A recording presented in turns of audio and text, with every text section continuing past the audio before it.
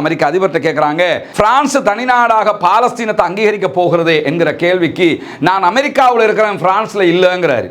இது எப்படின்னு கேட்டா, இந்த எதையாவது சொல்லணுங்கிறது கிறுக்குத்தனமா எதையாவது உளருவாப்ல, அதே மாதிரி உளறிருக்காப்லங்கிறது மட்டும் தெரியுது. ஏன்னா முடியல, இப்படி ஒரு நிலை வரும்னு அவங்க எதிர்பார்க்கல. இது வரக்கூடாதுன்னு தான் ஈரான் மேல அட்டாக் பண்ணி அப்படி ஒரு சலனத்தையே உண்டாக்கினாங்க. இம்மானுவேல் மெக்ரான் தன்னுடைய எக்ஸ் பக்கத்தில் வெளியிட்டிருக்கக்கூடிய ஒரு அறிக்கையில் என்ன சொல்றாருன்னு கேட்டா, பாலஸ்தீனத்தை தனி நாடாக தனி அரசாங்கமாக அங்கீகரித்த மிகப்பெரிய மேற்கத்திய சக்தியினுடைய முதல் தலைவராக நான் இருப்பேன் என்கிறார். இது உண்மையும் கூட. காசாவில் நடக்கிறது ஒரு மனிதாபிமான பேரழிவு, அது உடனே முடிவுக்கு வர வேண்டும் என்கிறார் பிரித்தானியாவுடைய பிரதமர் ஸ்டாமர். இவர் காசாவுக்கு ஆதரவாகத்தான் இருக்கிறாருங்கிறதுல எந்த மாற்று கருத்தும் இல்லை. ஆனால் தனிநாடாக அங்கீகரிப்பதற்கு ஓகே சொல்லுவாராங்கிறது மட்டும் தான் இங்கே இருக்கக்கூடிய கேள்வியாக இருக்கிறது.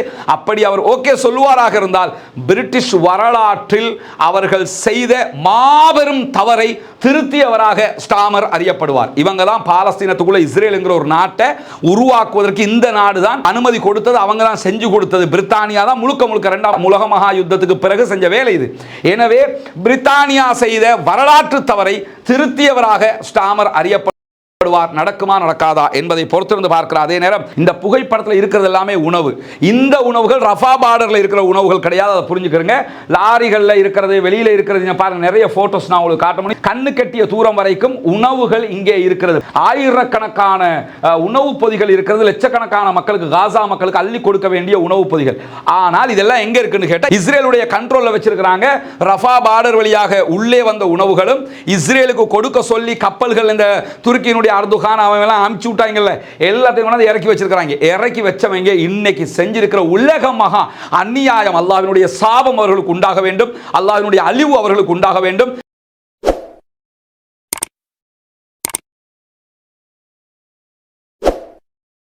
அன்பிற்கினிய சகோதர சகோதரிகளே, நம் அனைவர் மீதும் ஏக இறைவனுடைய அமைதியும் கருணையும் உண்டாகட்டுமாக. அஸ்ஸலாமு அலைக்கும் வரஹ்மத்துல்லாஹி வபரகாத்துஹு. பாலஸ்தீனத்தினுடைய காசா பகுதிகளில் இஸ்ரேலிய ஆக்கிரமிப்பு இராணுவம் நடத்தி வரக்கூடிய தாக்குதல்கள் 659வது நாளாகவும் இன்றைக்கும் தொடர்ந்து கொண்டிருக்கக்கூடிய இந்த சூழல்ல காசாவிலே என்ன நடக்கிறது, காசாவையொட்டிய பாலஸ்தீன பகுதிகளிலும் இதையொட்டி சர்வதேச மன்றத்திலும் என்னவெல்லாம் நடந்து கொண்டிருக்கிறது என்கிற செய்திகளைத்தான் நாம் விரிவாக பார்க்க இருக்கிறோம். குறிப்பாக நமக்கெல்லாம் தெரியும், பாலஸ்தீனம் தொடர்பான விவகாரம் உலக அளவில் எல்லா நாடுகளுக்கும் ஏதோ ஒரு வகையில் சிக்கலை உண்டாக்கி இருக்கக்கூடிய ஒரு விவகாரமாக மாறி இருக்கிறது. அதற்கான காரணம் என்னன்னா, காசாவினுடைய பிரச்சனை முடிவுக்கு வராமல் உலகத்தினுடைய பொருளாதாரமாக இருந்தாலும் சரி, உலகத்தினுடைய ஏற்றுமதி இறக்குமதிகளாக இருந்தாலும் சரி, எல்லா விவகாரமுமே இதிலே பாதிக்கப்பட்டு கொண்டிருக்கிறது என்பது முதல் விவகாரம். இரண்டாவது என்னன்னு சொன்னா, இஸ்ரேல் என்கிற ஒரு தனி நாடு உலகத்தில் இருக்கக்கூடிய அத்தனை நாடுகளையும் ஆட்டி படைப்பதை எந்த நாடுகளும் விரும்பவில்லை. எந்த நாடுகளும் அமெரிக்காவுக்கே கட்டுப்பட மாட்டோம் என்ற ஒரு நிலையில இருக்கிற நேரத்தில் அமெரிக்க அதிபர் தேவையான வரிகளை விதித்து கண்ட்ரோல் பண்ண பார்க்கிறாரு. ஆனா அதுவும் முடியாம இருக்குங்கிறது நமக்கு தெரியும்.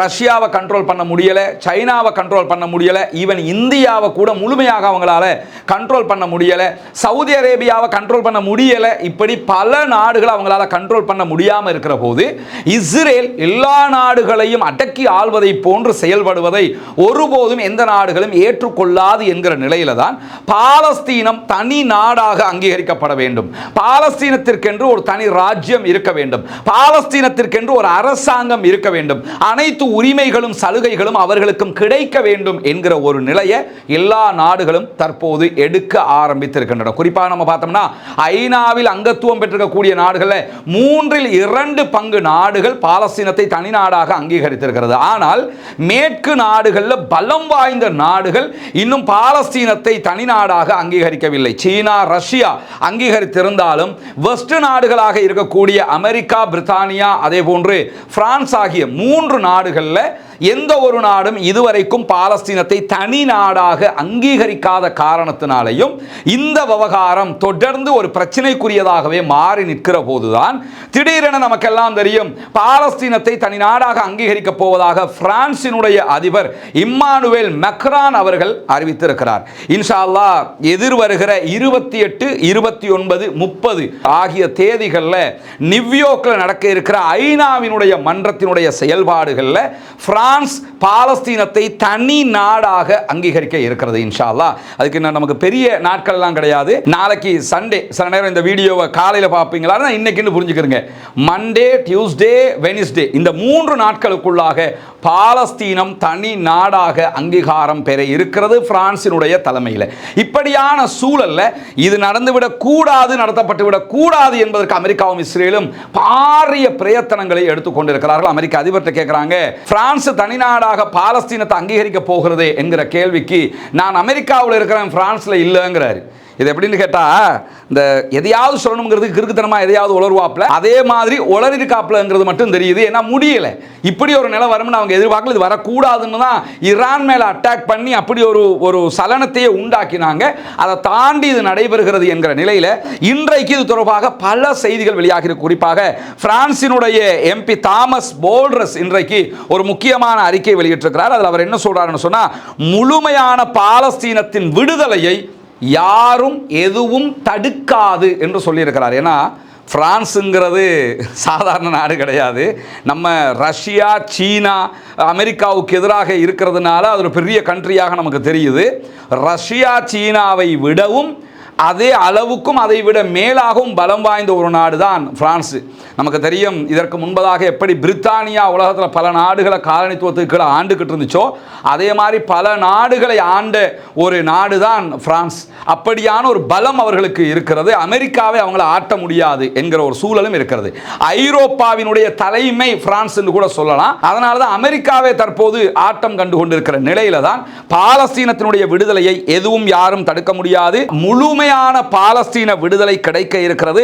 இஸ்ரேலோ அல்லது வேறு யாரோ அதனை எதுவும் செய்ய முடியாது என்கிறார் பிரான்சினுடைய எம்பி தாமஸ் போல்ட்ரஸ் அவர்கள். இதே நேரத்தில் இம்மானுவேல் மேக்ரான், பிரான்சினுடைய அதிபர், தன்னுடைய எக்ஸ் பக்கத்தில் வெளியிட்டிருக்கக்கூடிய ஒரு அறிக்கையில் என்ன சொல்றாருன்னு கேட்டா, பாலஸ்தீனத்தை தனி நாடாக, தனி அரசாங்கமாக அங்கீகரித்த மிகப்பெரிய மேற்கத்திய சக்தியினுடைய முதல் தலைவராக நான் இருப்பேன் என்கிறார். இது உண்மையும் கூட. ஏன்னா வெஸ்ட் நாடுகளில் பிரான்சுக்கு நிகரான எந்த நாடுகளும் இதுவரைக்கும் காசாவை, பாலஸ்தீனத்தை தனிநாடாக அங்கீகரிக்கல. அதை பலமுறை சொல்லிட்டோம். அந்த வீட்டோ பவர் கொண்ட 5 நாடுகளில் சைனாவும் ரஷ்யாவும் மட்டும் தான் ஆதரிச்சிருக்கிறாங்க. அமெரிக்கா, பிரித்தானியா, பிரான்ஸ் அங்கீகரிக்கல என்கிற நிலையில் தற்போது பிரான்ஸ் அங்கீகரித்தால் முதல் தலைவராக அவர் அறியப்படுவார் என்பதை தாண்டி G7 நாடுகளிலையும் முதல் தலைவராக இவர் தான் இருப்பார். G7 என்னன்னா உலகத்தின் பணக்கார 7 நாடுகள் என்று அர்த்தம், அமெரிக்கா உள்ளிட்ட. இந்த G7 நாடுகளில் முதல் தலைவராகவும் இதே இம்மானுவேல் மேக்ரான் அவர்கள் தான் அறியப்படுவார் என்பதையும் நாம் புரிந்து கொள்ள வேண்டும். அவருக்கு மிகப்பெரிய வாழ்த்துக்களை தெரிவிக்கிற கடமை உலகத்தில் இருக்கக்கூடிய அத்தனை மனிதநேயமிக்கவர்கள் மீதும் இருக்கிறது என்பதை நம்ம புரிஞ்சுக்கிறோம். இப்படி ஒரு போல்டான முடிவை மேக்ரான் எடுப்பார்னு யாருமே எதிர்பார்க்கல. இப்படியான சூழல்ல இத்தாலியினுடைய பிரதமர் ஜியோர்ஜியா மெலோனி விடுத்திருக்கக்கூடிய அறிக்கை இன்றைக்கு வெளியாகி இருக்கு. அதில் அவங்க என்ன சொல்றாங்கன்னு கேட்டா, பாலஸ்தீனத்துக்கு தனியான அரசாங்கத்தை நிறுவுவதை நான் மிக கடுமையாக ஆதரிக்கிறேன் என்றார். நாங்கள் பாலஸ்தீனத்துக்கு தனியான ஒரு அரசாங்கம் வரணுங்கிறத மிக தெளிவாகவே ஆதரிக்கிறோம், இதில் எந்த மாற்று கருத்தும் கிடையாது என்பதையும் அறிவித்திருக்கிறார். டெய்லி பாருங்க, மேற்கு நாடுகள் ஒவ்வொன்றாக ஆதரவு தளத்தை அதிகரித்துக் கொண்டே வருகிறது. இப்பொழுது இத்தாலியும் தாங்கள் பாலஸ்தீன அரசாங்கத்தை நிறுவுவதை ஆதரிப்பதாகவும், அதே போன்று ஐநாவினுடைய அமர்விலே இந்த விவகாரத்தில் தாங்களும் பங்கெடுப்பதாகவும் அறிவித்திருக்கிறார்கள். அல்ஹம்துலில்லாஹ், அதுவும் மிகப்பெரிய மாற்றமாக இருக்கக்கூடிய நேரத்தில் பாலஸ்தீனத்தினுடைய அரசை அங்கீகரிப்பதற்கு போர்ச்சுகலும் வாசல்களை திறந்திருக்கிறது என்கிறார் போர்ச்சுகலுடைய வெளிவிவகார அமைச்சர். வரவிருக்கக்கூடிய நாட்களில் பாலஸ்தீனத்தை அங்கீகரிப்பதாக பிரான்ஸ் அறிவித்திருக்கக்கூடிய நிலையில் பாலஸ்தீனத்தை தனிநாடாக அங்கீகரிப்பதற்கு எங்களுடைய நாடும் வாசல்களை திறந்து வைத்திருக்கிறது என்கிறார் போர்ச்சுகலினுடைய ஃபாரின் மினிஸ்டர் பாலோ ரேஞ்சல் அவர்கள். அவரும் இன்றைக்கு விடுத்திருக்கக்கூடிய அறிக்கை மிக தெளிவாக இருக்கிறது. போர்ச்சுகல் ஒரு இறையாண்மை கொண்ட நாடு, எங்களை யாரும் தடுக்கவோ வரைமுறைப்படுத்தவோ முடியாது. எனவே எங்களுடைய நாட்டு சட்ட யாப்பு பிரகாரம் நாங்கள் பாலஸ்தீனத்தை தனிநாடாக அங்கீகரிக்கிற அதே நேரம் எங்களுடைய கூட்டாளிகளாக இருக்கக்கூடிய பிரான்ஸ் உள்ளிட்ட நாடுகளுடைய கருத்துக்களையும் நாங்கள் கேட்பதற்கு தயாராக இருக்கிறோம். இரு நாட்டு தீர்வுதான் இதற்கு தீர்வாக அமையும். பிரான்சும் சவுதியும் முன்னெடுத்திருக்கக்கூடிய இந்த முனைப்புகள் பாராட்டுக்குரியது என்பதையும் இன்றைக்கு போர்ச்சுகலுடைய வெளிவிவகார அமைச்சரும் சொல்லியிருக்கிறாரு. இதுக்கு காரணம் என்னன்னா, யூரோப்பினுடைய தலைமையே பிரான்ஸ் தான். அதனால தான் பிரான்ஸ் ஆதரிக்க ஆரம்பித்ததோடு எல்லா நாடுகளும் ஆதரிப்பதற்கு தயாராகிவிட்டார்கள். அதை தாண்டி நம்ம நேற்றே சொல்லியிருந்த ஒரு விவகாரம் தான் கொலம்பியாவினுடைய ஜனாதிபதியும் நாங்கள் பாலஸ்தீனத்தை தனிநாடாக அங்கீகரிப்பதற்கும் தயார் என்று சொல்லியிருக்கக்கூடிய நேரத்தில் கொலம்பியாவில் இருந்து இஸ்ரேலுக்கு நிலக்கரி ஏற்றுமதி தடுக்கப்படுகிறது என்று அறிவித்திருந்தார். இன்றைக்கு அதை கொஞ்சம் மாடிஃபை பண்ணி தெளிவாக என்ன சொல்லியிருக்கிறார் கேட்டா, ஒரே ஒரு டன் நிலக்கரி கூட இனிமேல் இஸ்ரேலுக்கு கொலம்பியாவிலிருந்து போகாது அப்படின்னு சொல்லி இன்றைக்கு மிக தெளிவாக அறிவித்திருக்கக்கூடிய நேரத்தில் பிரிட்டிஷினுடைய பிரதமர் உடனடியாக பாலஸ்தீனத்தை தனி நாடாக அங்கீகரிப்பதற்கு முடிவெடுக்க வேண்டும் என்று சொல்லி பிரிட்டிஷ் பிரதமர் மீது இன்றைக்கு மிகப்பெரிய அழுத்தத்தை பிரிட்டிஷினுடைய அமைச்சர்கள் கொடுத்து கொண்டிருக்கிறார்கள் என்று பிரிட்டிஷினுடைய செய்தித்தாள் ஐ நியூஸ் வெளியிட்டிருக்கக்கூடிய செய்தியை இன்றைக்கு அல் ஜசீரா உள்ளிட்ட அரபு ஊடகங்கள் மாத்திரமல்லாமல் பல ஆங்கில ஊடகங்களும் சுட்டிக்காட்டியிருக்கிறது. பிரிட்டிஷனுடைய தொழிலாளர் கட்சியினுடைய வட்டாரங்கள் முழுவதுமாக பாலஸ்தீனத்தை தனிநாடாக அங்கீகரிக்கணும்ங்கறாங்க. இவரை பொறுத்தவரை, ஸ்டாமரை பொறுத்தவரையில் அவர் ஒரு கம்யூனிசவாதி, பாலஸ்தீன ஆதரவாளி என்கிறதெல்லாம் எந்த மாற்று கருத்தும் கிடையாது. ஆனால் இப்போ பிரிட்டிஷில் பிரதமராக இருக்கிற காரணத்தினால யூதர்களை பகைத்து கொள்ளுகிற, நாட்டுக்குள்ள யூதர்களை பகைச்சுக்கிட்டா எலெக்ஷன்ல என்னவாகும் என்கிற மாதிரியான ஒரு யோசனையில் தான் அவர் இருக்கிறார் என்று ஐ நியூஸ் சொல்றாங்க. இருந்தாலும் மிகப்பெரிய அழுத்தம் அவருக்கு கொடுக்கப்பட்டு கொண்டிருக்கிறது. பாலஸ்தீன அரசை அங்கீகரிக்க வெளியுறவு செயலாளரே மிகப்பெரிய அழுத்தத்தை பிரதமருக்கு கொடுத்து வருகிறார் என்கிறது ஐ நியூஸ். அதை தாண்டி பிரிட்டிஷ் பிரதமர் தன்னுடைய அமைச்சரவையிலிருந்து கடுமையான அழுத்தங்களை எதிர்கொண்டு வருகிறார். பாலஸ்தீனத்தை தனிநாடாக அங்கீகரிக்க வேண்டும் என்று சொல்லி என்று தி கார்டியனும் இன்றைக்கு விடுத்திருக்கக்கூடிய அறிக்கையில் தெரிவித்து இருக்கிறது. எனவே தி கார்டியன், ஐ நியூஸ் உள்ளிட்ட செய்திகள் எல்லாம் பிரிட்டிஷனுடைய பிரதமருக்கு எவ்வளவு பெரிய அழுத்தம் இருக்கிறது என்பதை சொல்லிக் கொண்டிருக்கக்கூடிய நேரத்தில் இன்னொரு ஓரிரு நாட்கள் தான் இருக்கிறது பிரிட்டிஷ் பிரதமர் ஏதாவது ஒரு முடிவை எடுக்க வேண்டும் என்கிற நிலையில் இன்றைக்கு பிரிட்டிஷ் பிரதமருடைய அறிக்கை ஒன்றை டெய்லி மிரர் வெளியிட்டிருக்கிறாங்க. அந்த அறிக்கையில் சொல்லப்பட்டிருக்கக்கூடிய செய்தி என்னன்னு கேட்டால், காசாவில் நடக்கிறது ஒரு மனிதாபிமான பேரழிவு, அது உடனே முடிவுக்கு வர வேண்டும் என்கிறார் பிரித்தானியாவுடைய பிரதமர் ஸ்டாமர். இவர் காசாவுக்கு ஆதரவாகத்தான் இருக்கிறார் என்கிறதுல எந்த மாற்று கருத்தும் இல்லை. ஆனால் தனிநாடாக அங்கீகரிப்பதற்கு ஓகே சொல்லுவாராங்கிறது மட்டும் தான் இங்கே இருக்கக்கூடிய கேள்வியாக இருக்கிறது. அப்படி அவர் ஓகே சொல்லுவாராக இருந்தால் பிரிட்டிஷ் வரலாற்றில் அவர்கள் செய்த மாபெரும் தவறை திருத்தியவராக ஸ்டாமர் அறியப்படுவார். இவங்க தான் பாலஸ்தீனத்துக்குள்ள இஸ்ரேல் என்கிற ஒரு நாட்டை உருவாக்குவதற்கு இந்த நாடு தான் அனுமதி கொடுத்தது, அவங்க தான் செஞ்சு கொடுத்தது. பிரித்தானியா தான் முழுக்க முழுக்க இரண்டாம் உலக மகா யுத்தத்துக்கு பிறகு செஞ்ச வேலை இது. எனவே பிரித்தானியா செய்த வரலாற்று தவறை திருத்தியவராக ஸ்டாமர் அறியப்படுவார். நடக்குமா நடக்காதா என்பதை பொறுத்திருந்து பார்க்கிறார். அதே நேரம் அவருடைய அறிக்கையில் காசாவில் இருக்கக்கூடிய குழந்தைகள், அதே போன்று அவர்களுக்கு உணவுகள் கொடுக்க மறுப்பது முற்றிலும் நியாயமற்றது. காசா பகுதியில் நடப்பதை கண்டு பிரிட்டிஷ் மக்களே கோபம் அடைந்திருக்கிறார்கள் என்கிறார். அதெல்லாம் என்ன, மக்களை சாந்தப்படுத்துறதுக்காக பேசுகிற பேச்சு. உள்ளுக்குள்ள பெரும் போராட்டம் நடந்துகிட்டு இருக்குது. பிரிட்டிஷில் இருக்கக்கூடிய மக்கள் எல்லாம் பாலஸ்தீனத்தை தனிநாடாக அங்கீகரிங்கன்னு சொல்ற காரணத்தினால தான் இந்த மாதிரி அறிக்கைகளை வெளியிடுறார். இந்த அறிக்கையில் இன்னொரு பின்புலமும் இருக்கிறது. பெரும்பாலும் இந்த அறிக்கைகளினூடாக எனக்கு மக்கள்கிட்ட நிறைய அழுத்தங்கள் இருக்குதுன்னு சொல்லி அவர் உடனடியாக பாலஸ்தீனத்தை தனிநாடாக அங்கீகரிப்பதற்கும் வாய்ப்பு இருக்கிற நிலையில் நாங்கள் ஏர் ட்ரூப் பண்றதுக்கு தயாராக இருக்கிறோம், எங்களுடைய நாடும் காசா மக்களுக்கு வான்வழியாக உணவு போடுவதற்கு தயாராக இருக்கிறது என்கிற ஒரு செய்தியை சொல்லி இருக்கிறாரு. நேற்றைய தினம் UAE, ஐக்கிய அரபு அமீரகமும் அதே நேரத்தில் ஜோர்டானும் இணைந்து வான்வழியாக உணவுகளை போடுறதுக்கு இஸ்ரேல் அனுமதிச்சிருக்கிறதுங்கிற ஒரு செய்தியை பல ஊடகங்களை நீங்க பார்த்திருப்பீங்க. முதல்ல இந்த அரபிகளை பொறுத்த வரையில் இவங்க எங்க போய் சேர்க்கிறதுங்கிற ஒரு யோசனை இருக்குது. இந்த ஏர் ட்ரூப் பண்றதை பொறுத்தவரை இஸ்ரேல் அனுமதிக்கவே தேவையில்லை, எவனும் அனுமதிக்க தேவையில்லை. ஏர் ட்ரூப் யாரும் போய் பண்ண முடியும். பண்ணுறதை எவனாவது தடுத்தானுன்னா அவனுக்கு எதிராக ஐநா போர் தொடுக்கணுங்கிற அளவுக்கு சட்டம் இருக்கிற போது நாங்கள் ஏர் ட்ரூப் பண்ணிக்கிறவான்னு போய் கேட்டுக்கிட்டு இருக்கிறாங்க. ஏன்டா ரஃபா பார்டரை திறக்கிறதுக்கு தான் கெஞ்சிக்கிட்டு இருக்கிறீங்கன்னா இதுக்கும் கெஞ்சிக்கிட்டு இருக்கிறாங்க பாருங்க. இந்த மாதிரி நிலையில் இஸ்ரேல் வந்து அவங்களுக்கு அனுமதி கொடுத்துருக்குதான் UAEக்கும் அதே போன்று ஜோர்தானுக்கும் ஏர் ட்ரூப் பண்ணுங்கன்னு. அதே மாதிரி நாங்களும் அதுக்கு ரெடியாக இருக்கிறோம்னு ஸ்டாமரும் சொல்லி இருக்கிறார். இந்த மாதிரியான சூழ்நிலையில் காசா மக்கள் என்ன சொல்கிறார்கள் என்று சொன்னால், தயவு செய்து ஏர் ட்ரூப் பண்ணாதீங்கிறாங்க. நம்மளும் சொல்லிக்கிட்டே இருந்தோம் ஏர் ட்ரூப்பாவது பண்ணலாம் தானே, அந்த மக்களுக்கு உணவை வான்வழியாவது போட்டு தொலைங்களான்னு சொல்லிக்கிட்டு இருந்தோம்.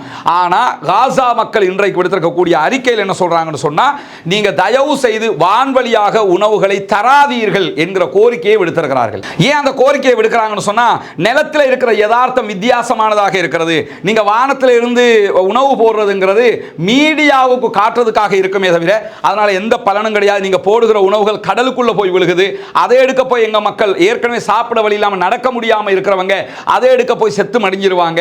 அதே நேரத்தில் இஸ்ரேலுடைய ஃபோர்ஸஸ் இருக்கிற ஏரியாவுக்குள்ள கொண்டு போய் போட்டுருதிய அதை எடுக்க போனால் அவங்களை சுட்டு கொண்டுடுறான்.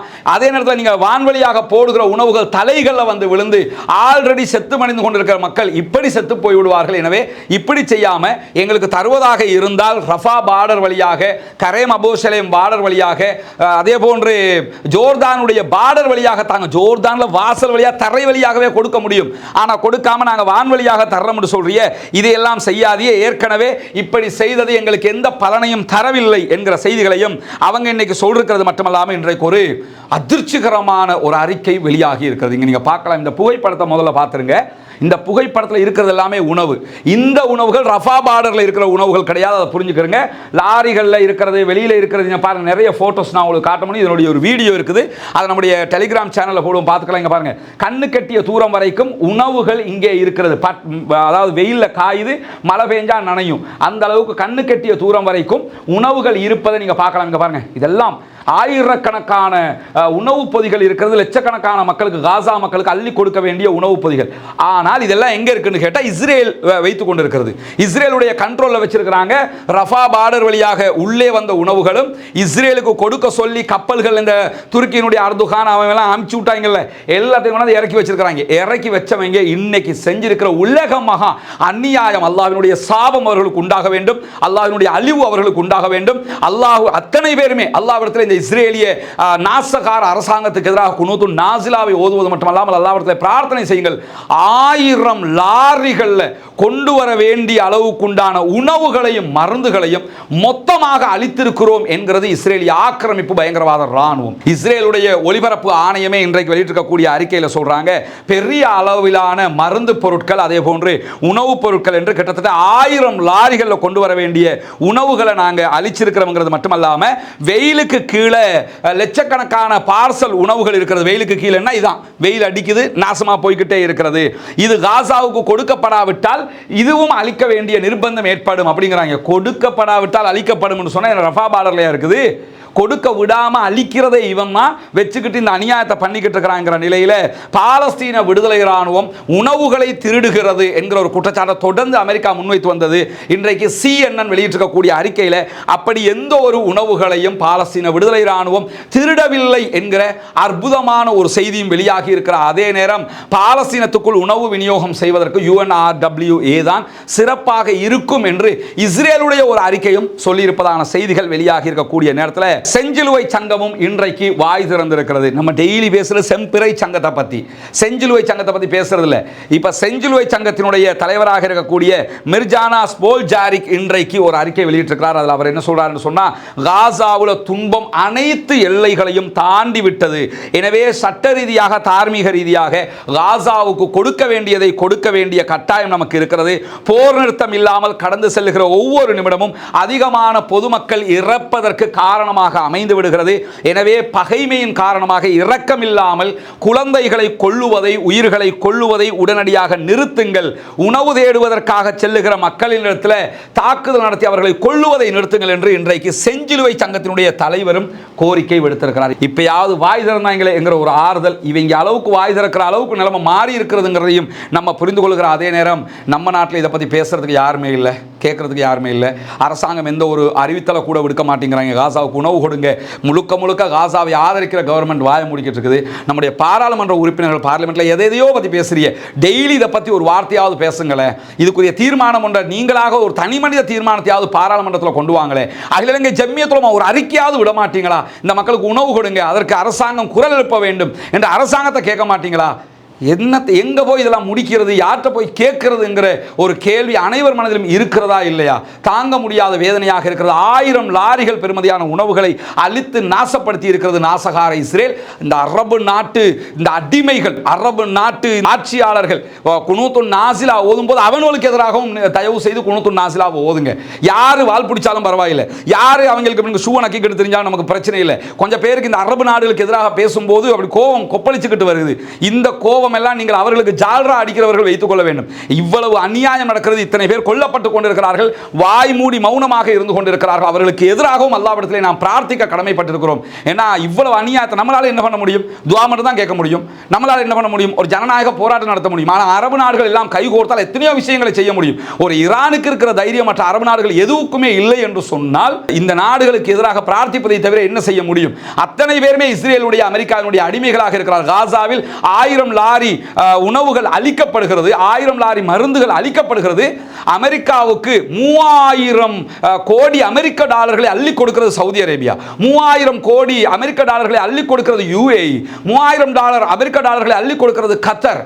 எங்க போய் நம்ம இதெல்லாம் சொல்றது? அல்லாஹ்வே போதுமானவன் என்கிற நிலையில ஹாரெட்ஸ் வெளியிட்டிருக்கக்கூடிய ஒரு அறிக்கை, இஸ்ரேலுக்குள்ள இருக்கக்கூடிய ஒரு பத்திரிகை வெளியிட்டிருக்கக்கூடிய அறிக்கையில இஸ்ரேலிய ராணுவம் ஒரே ஒரு மாதத்தில் காசாவில் 1000 குழந்தைகளை கொண்டிருக்கிறது என்கிற பயங்கரமான ஒரு அறிக்கையும் இன்றைக்கு வெளியாகி இருக்கக்கூடிய நேரத்தில் தான் ஓய்வு பெற்ற அமெரிக்க அதிகாரி ஒருவர் பிபிசிக்கு கொடுத்திருக்கக்கூடிய பேட்டியை இன்னைக்கு அல் ஜசீரா ஒளிபரப்பிருக்கிறாங்க. அதில் என்ன சொல்றாங்கன்னு சொன்னா, காசாவுக்குள்ள இஸ்ரேலிய ஆக்கிரமிப்பு ராணுவம் உதவி தேடி வருகிற அப்பாவிகளை கொள்வதை நான் என் கண்களால் கண்டிருக்கிறேன். இஸ்ரேலிய ராணுவம் வரம்பு மீறி இருக்கிறது, யுத்த குற்றத்தில் ஈடுபடுகிறது என்கிற குற்றச்சாட்டையும் பகிரங்கமாக அவர் விடுத்திருக்கக்கூடிய நேரத்தில் தான் ஹந்தலா கப்பல் தற்போது காசாவில் இருந்து 100 மைல் கடல் மைல் தொலைவில் நிற்கிறாங்க.